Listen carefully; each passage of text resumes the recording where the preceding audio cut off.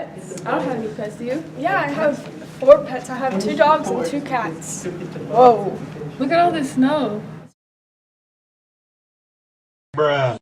This is perfect weather for a polar expedition. Have you ever been on one before? I haven't, but I would love to. Hey guys, what's a polar expedition? I'm glad you asked. A polar expedition is the process of exploring the polar regions of the Earth. The main purpose is to reach the North and South Pole. Well, how would you even go on a polar expedition? You can go on foot, sled, or on a boat.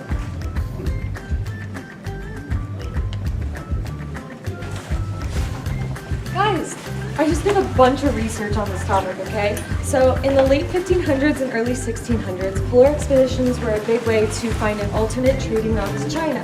So they would look for a northwest passage along the coast of North America, or a northeast passage along the coast of Siberia. It was also an international political type of issue. The countries wanted to be the first to discover this new land, so there was a lot of battle, per se, in who could be the first to achieve these big things. Are we ready to go on our polar expedition? Yep, I just got our sled. All right, we're ready to go. Wait, did you know there were many other explorers before us? Like Sir James Clark Ross, a British naval officer who discovered the northern magnetic pole and charted Antarctica's coastline. We also have Roald Amundsen, who is a Norwegian explorer who led this first successful expedition up the Northwest Passage and also discovered the South Pole in 1910. Why are we actually on this? I'm freezing. Because polar expeditions have actually led to a lot of scientific discoveries. For instance, they have helped scientists determine how weather and climate changes over time. They've also allowed scientists to look at ocean currents, especially up in the Arctic, and have led to discoveries on how the sun plays a role in the heat source. It has also allowed for oceanography studies and a study that has determined that submarines can operate in and under ice patches. The main scientific contribution was discoveries of new land. You know what? This reminds me of this awesome book I'm reading in my amazing scientific lit and comm class. Shout out to Mrs. Rice. At the beginning of the book Frankenstein, we learn about Robert Walton through the letters he wrote to his sister. He was going on his own polar expedition, kind of like us.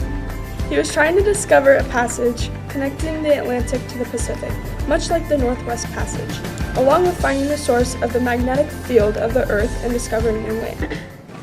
I may there discover the wondrous power which attracts the needle, and may regulate 1,000 celestial observations that require only this voyage to render their seeming eccentricities consistent forever.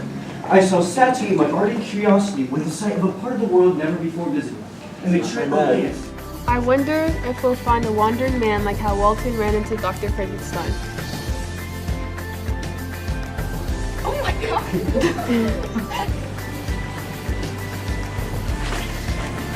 Wow, what a fun polar expedition. We should do that again sometime. Too cold.